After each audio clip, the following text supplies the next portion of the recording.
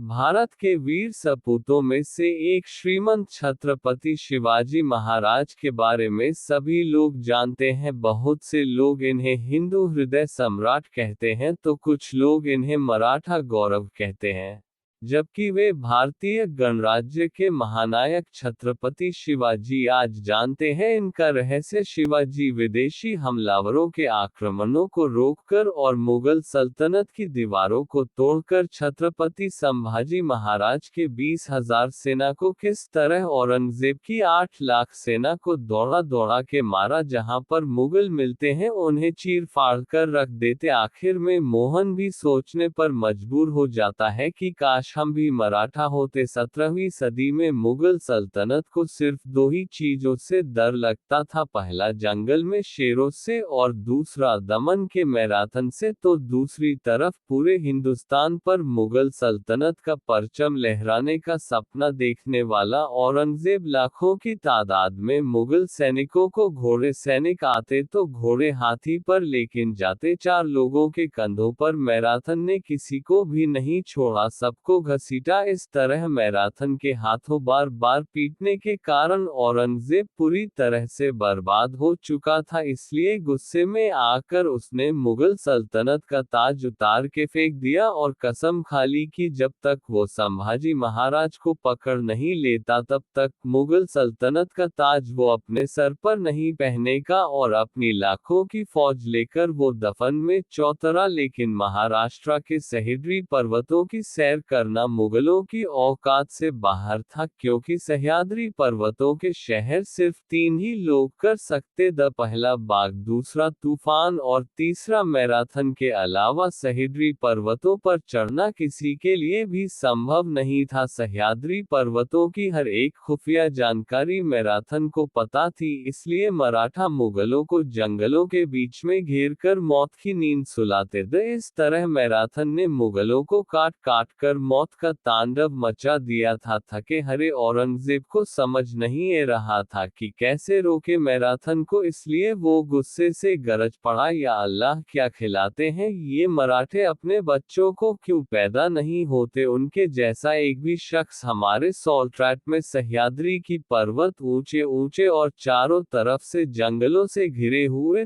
इसी कारण औरंगजेब की सी सह्याद्री पर टिक नहीं पाती थी। इसलिए औरंगजेब ने तरकीब लगाए शंभू राजे के खिलाफ दूसरे हिंदू राजा को खड़ा कर दिया। वह जाकर सीधा महेश्वर के राजा चिका देव राय के साथ मिल गया। उसे लगा कि उत्तर से मुगलसी और दक्षिण से महेश्वर के सेना मैराथन को घेर लेंगे तो हम आसानी से मैराथन का सफाया कर सकते हैं। लेकिन इस बात की जब संभाजी महाराज को लगी तो उन्होंने मसूर के राजा चिपका देवराय को काफी समझाया, लेकिन चिपका देवराय और औरंगजेब का मित्र था, इसी वजह से उसने संभाजी महाराज द्वारा भेजा गया प्रस्ताव को ठुकरा दिया और 3 मराठा सरदारों के सर काटकर श्रीरंगपट्टिनम के द्वार पर लटका दिया है। ये खबर जब छत्रपति संभाजी महाराज को पता चली तो प्रतिशोध लेने के लिए संभाजी महाराज ने तृष्णापल्ली के किले पर घेराबंदी कर दी और महेश्वर राज्य पर हमला कर दिया। महेश्वर के सेना और मराठा सी के बीच एक भयंकर युद्ध चढ़ गया। मैराथन हर हर महादेव की घोषणा देकर महेश्वर के सेना को चीरते हुए आगे बढ़ रहे दहम बातों ने महेश्वर की सेना पर अग्निबाण से प्रहार किया, जिसमें चक्का देवराय की सेना और उनके सारे सेना जल के खाक हो गई। मराठों के आगे अपने घुटने टेक दिए चिपका देवराय संभाजी महाराज से इतना डर चुका था कि युद्ध भरपाई के रख देने के लिए वह सामने आया ही नहीं बल्कि अपने छोटे भाई को आगे कर दिया। इस तरह छत्रपति संभाजी महाराज ने महेश्वर के राज चिक्केदेव राय को भी ठिकाने लगा दिया। उसे समय पूरे दक्षिण भारत में किसी की हिम्मत नहीं थी जो संभाजी महाराज से टक्कर ले सके। दक्षिण भारत में मार खाने के बाद अब औरंगजेब गोवा के पुर्तगालियों के साथ मिल गया। गोवा में पुर्तगालियों द्वारा हिंदुओं को जबरन धर्म परिवर्तन करना अपने चरम सीमा पर था, पर शंभूराजे भी कहाँ रुकने वाले। द गोवा में हो रहे हिंदुओं के अत्याचारों की खबर जब संभाजी महाराज को लगी तो उन्होंने तुरंत अपना मोर्चा गोवा की तरफ निकाला और हिंदुओं का धर्मांतरण करने वाले पुर्तगालियों पेड़ से लटका लटका के मारे, अफ्रीका से आए हुए सीढ़ियां को भी नहीं छोड़ा, सबको घसीटा, एक साथ 12 से 20 ज्यादा सल्तनत को धूल चाटा दी थी। दोस्तों, यहाँ पर ध्यान देने वाली बात यह है कि इस हिंदुस्तान की धरती पर छत्रपति संभाजी महाराज एकमात्र ऐसा योद्धा थे जिन्होंने अपने 9 साल के शासनकाल में 120 से भी ज्यादा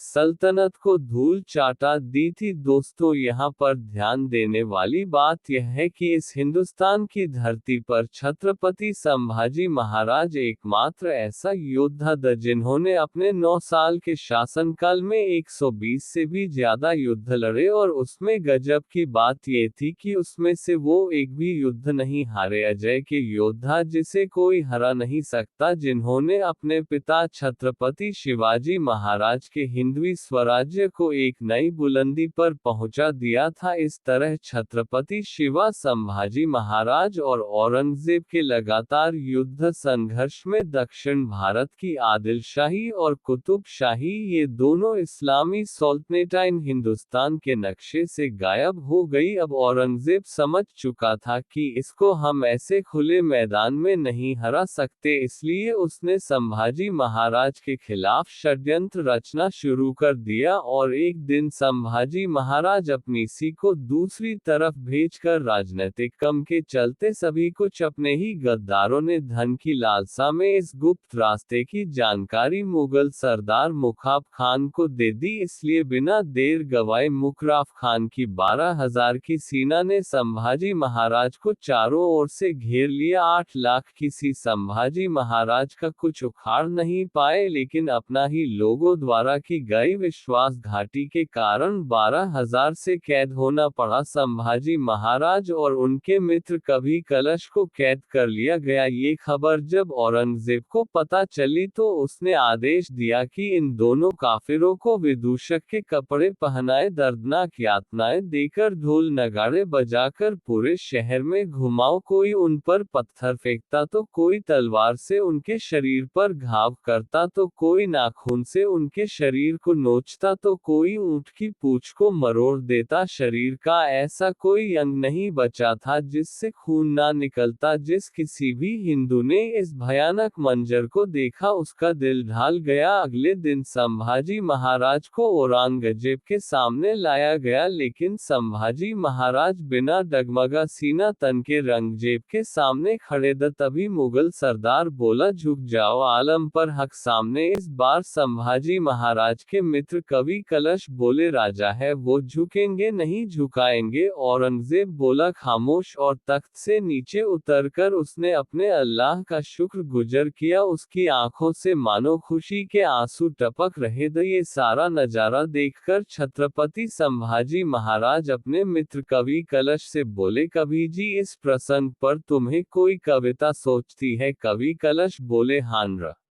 महाराज, क्यों नहीं। पूरा मुगल दरबार हिल गया। मौत के मुंह में यह संभाजी और इससे कविता सनी है। इस घटना पर मुगल इतिहासकार काफी खान लगता है वो फूटी किस्मत का वो कवि कलश हिंदी में उत्तम कविताएं करता था। उसके शरीर के सारे हिस्से जकड़े हुए द सिर्फ आंख और जुबान के शिव कुछ नहीं हिल रहा था। ऐसी अवस्था में भी उसने कविता बोली थी जो कुछ इस प्रकार थी, या वैन रावण की सभा शंभू बांधो बजरंग लहू लेसवा सिंदूर आशा खूब खेलियो रंगा राजन हो तुम सांचे खूब लड़े हो तुम जान गए जो तुम तब तेज निहार के तक ये जो अब रंग। इसका मतलब था कि मुगल रावण की सभा में संभाजी महाराज को ऐसे बंध के लेके जा रहे हैं कि जैसे कि वो खुद बजरंगबली हनुमान हो, और संभाजी महाराज के मदन से बेहतर लहू जैसे हनुमान जी के शरीर पर लिप लिपटा हुआ सिंदूर लग रहा है। शंभुराजे, क्या लड़ाई हुआ देखकर औरंगजेब खुद अपने सिंहासन को त्याग कर आपके सामने घुटने टेक कर बैठा है। ये शब्द सुनकर औरंगजेब गुस्से से खर्च पड़ा और उसने आदेश दिया कि ले जाओ इन दोनों को हमारे नजरों के सामने से और दल दो कारागार में। और अंग्रेज आता है और संभाजी महाराज से सवाल करता, तुम्हारा खजाना, हीरे जवाहरात, संपत्ति कहाँ राखी है, हमें दे दो। हमारे कौन कौन सी आदमी तुम्हारे साथ मिले हुए,